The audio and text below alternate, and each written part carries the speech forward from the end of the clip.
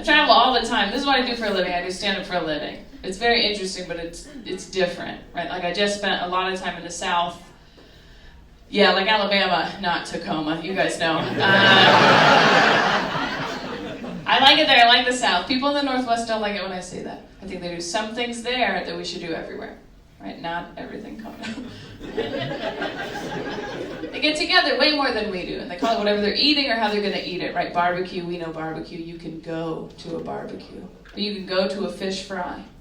You can go to a shrimp boil. I think we should do that here. I don't know if it'll work on the West Coast. You guys want to come over for a hummus smash? Like a black bean burger burn? It's like a Seahawks game and then a vegan group nap or whatever they do.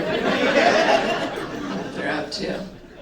It is interesting being from a very liberal place, or at least that's what we tell people, and then going to places that in my mind have always been very conservative, right? Like the South or Spokane. But you get there and there's actually like these hippie liberal things popping up. They got like a juice bar and a CrossFit or whatever. It's not all the way there. I went to a natural food store and they were like, "Do you want some essential oils for your gun?" Does that help? I don't know. I'm not a gun person, but every time there is a gun, I'm like, lavender seems helpful. Let's all calm down. I just think we've all decided that we are so different based on where we're from, and I don't think that's what it is. I just think we're doing different stuff. I think you can still get along. We're doing different stuff for sure. Here's a good Seattle example. I was doing a show, there's a couple in the front row, they get in a fight while I'm on stage. And he gets up and he leaves. And I go, "Oh my gosh, is everything okay?" And she looks up at me and she goes, "Oh, dog stuff." Which is a pretty Seattle answer. Because I'm recording this in Seattle, you all stop laughing very quickly. I was like, "Is that why he left? Is the dog in the car?" And she said yes. And I was like, "You guys, the dog will be fine for an hour and a half or whatever. The baby is in there to keep it company." She didn't like that. And I was in Lexington, Kentucky, because my career is on fire. And, similar situation, there's a couple in the second row, they're not arguing, but they're talking, which is annoying. And I was like, "Hey, is everything okay?" And I looked down, and he is wearing what I would describe as a camo print hammer band. I was like, "Sir, are you wearing camo sweats right now?" And with that same face, he looked up at me and he goes, "Oh, they're real tree." Which I didn't know what that meant either. He then has to explain to me that it's a pattern that's supposed to look like real trees. And all I could say was, "Either way, I can still see you. Please stop trying." Clap, but only one at a time. That's good.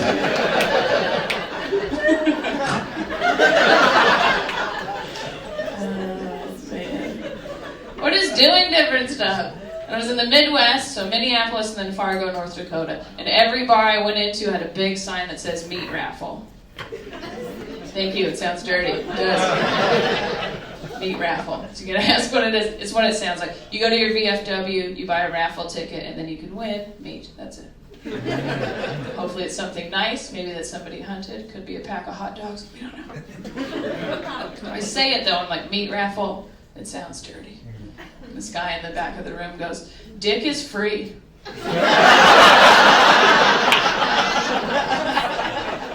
He's like, "Sir, I know that." Also, I'm afraid he's giving the meats out. You got ribs. Did you want dick with that too?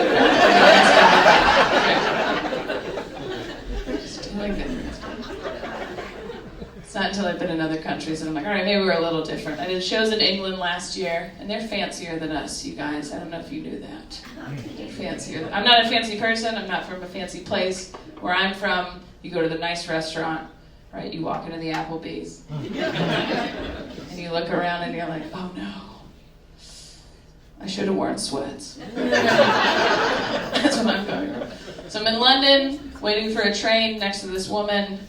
We're going to Hogwarts or whatever we're up to. And I look down and I go, "Oh, my friend has those shoes." And she looks me up and down and she goes, "No, she doesn't."